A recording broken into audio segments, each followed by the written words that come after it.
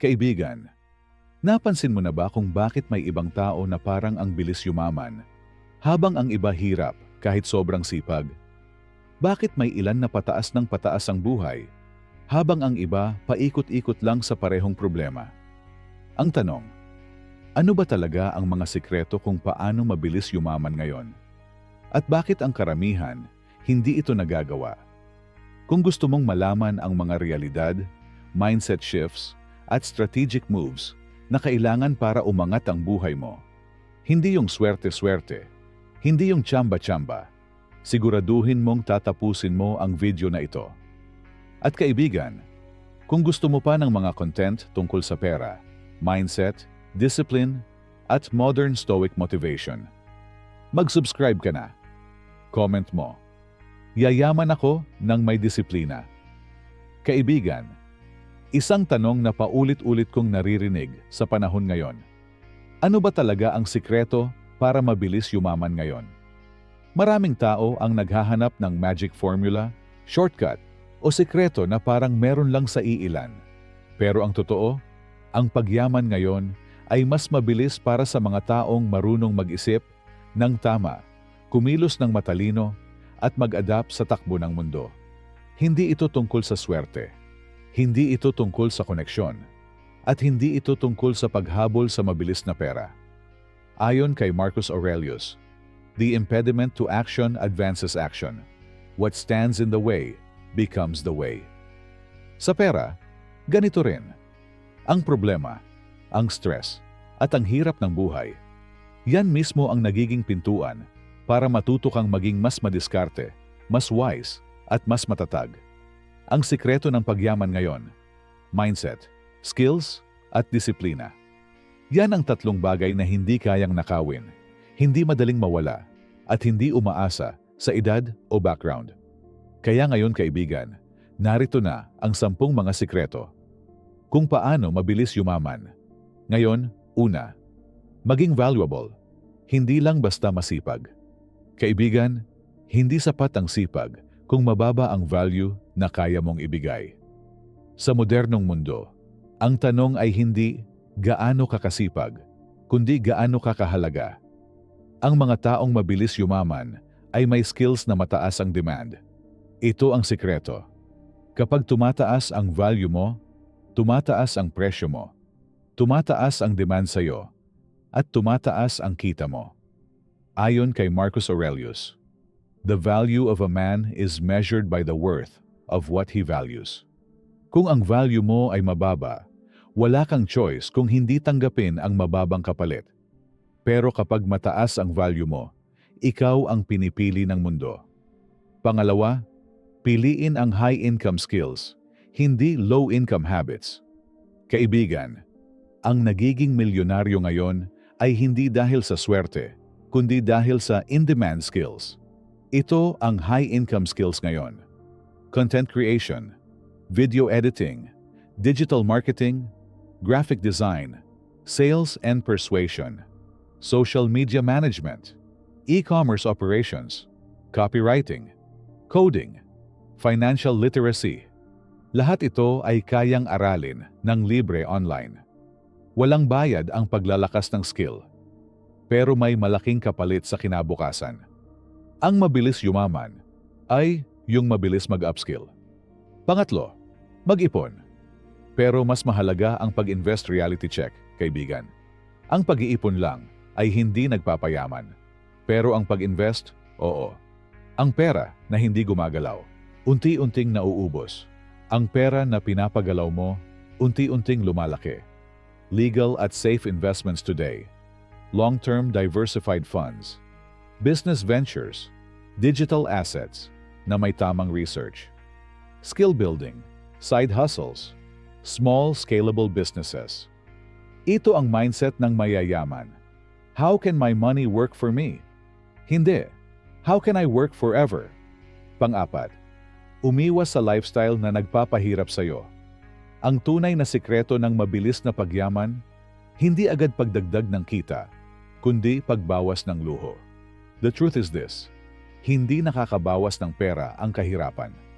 Nakakabawas ng pera ang walang kontrol na lifestyle. Avoid. Bili ng bili kahit hindi kailangan. Gadgets na hindi mo pa kayang bilhin. Bisyong walang ROI. Pakikisabay sa barkada sa gastos.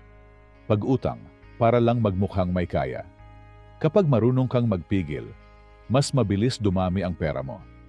Panglima, gumawa ng multiple sources of income. Kung isa lang ang source of income mo, isa lang ang pwedeng mawala. Pero kung may main job ka, may side hustle ka, may online income ka, may maliit kang negosyo, may investment growth ka, kaibigan. Kahit bumagsak ang isa, buhay pa rin ang lima. Ito ang sikreto ng modern millionaires. Hindi sila umaasa sa isang source. Pang-anim, maging consistent kahit walang nakakakita. Ang pinakamayamang tao, hindi yung pinakamalakas ang simula. Hindi rin yung pinakamagaling agad. Pero yung consistent. Consistency beats talent. Consistency beats luck. Consistency beats motivation. Ito ang sikreto. Gawin mo kahit ayaw mo. Gawin mo kahit walang pumupuri. Gawin mo kahit mabagal ang resulta. Dahil ang tunay na progreso, hindi mo nakikita per day. Pero ramdam mo per year. Pampito, piliin ang tamang tao sa paligid mo. Kung ang mga kasama mo ay walang pangarap, puro reklamo, puro gastos, walang disiplina, walang growth, walang plano sa buhay, kaibigan, malalaglag ka sa parehong hukay. Pero kapag ang kasama mo ay nag-iisip ng business, nag-iipon, nag-aaral ng new skills, nagpo-focus, nagpaplano para sa future kahit ayaw mo, aangat ka. Environment shapes wealth. Pangwalo, matutong magbenta kahit anong skill mo. Kaibigan, ito ang reality. Walang yumaman nang hindi marunong magbenta. Hindi lang produkto ang binebenta. Pwede kang magbenta ng oras, talento, serbisyo, skills, solusyon, idea, effort. Kapag marunong ka magbenta, hindi mo kailangang magmakaawa sa kita. Ang kita ang lalapit sa'yo. Pangsyam, tumakbo ng tahimik, umangat ng malinis. Sa panahon ng social media, maraming tao ang maingay, pero hindi naman umuulan sa pera. Ang tunay na yumayaman, tahimik, hindi nagyayabang, hindi nagpapakita, hindi humihingi ng atensyon, nagfo-focus lang. Remember this, wealth grows in silence, noise grows in insecurity. Ayon kay Marcus Aurelius, waste no more time arguing what a good man should be. Be one. Walang kailangang patunayan sa mundong hindi nagbabayad ng bills mo. Pang-10, piliin ang pangmatagalang disiplina kaysa panandali ang sarap. Ito ang pinakamahirap. Ito ang pinakamatindi. Ito ang tunay na sikreto.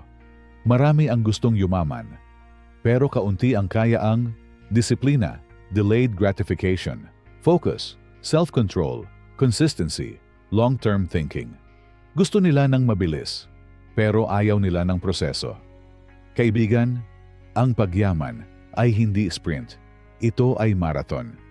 Pero ang kagandahan, kapag nagsimula ka ng maaga, mas mabilis ka ring aabot sa dulo. Kaibigan, tandaan mo, ang pagyaman ay hindi tungkol sa paghahanap ng mabilis na paraan, kundi tungkol sa pagiging taong nag-iisip, nagdedesisyon, at kumikilos ng may tamang direksyon. Hindi mo kailangan sumugal sa mga bagay na hindi mo naiintindihan. Hindi mo kailangan pumasok sa risky deals.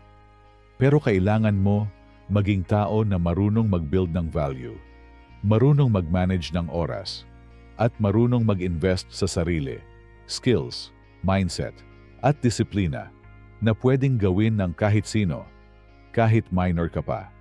Dahil ang tunay na kayamanan ay nagsisimula sa kung paano ka mag-isip.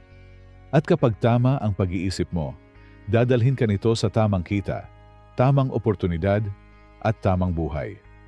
Kaya kaibigan, tanong ko sa iyo ngayon, handa ka bang baguhin ang mindset mo para mabago rin ang direksyon ng buhay mo?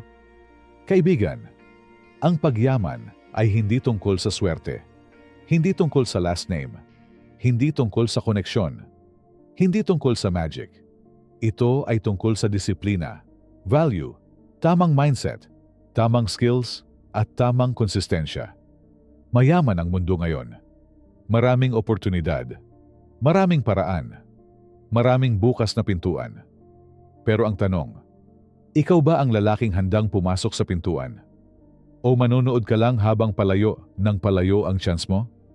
Kaibigan, sa 10 sikreto na itinuturo ko sa iyo ngayon, alin ang gagawin mo agad pagkatapos ng video na ito?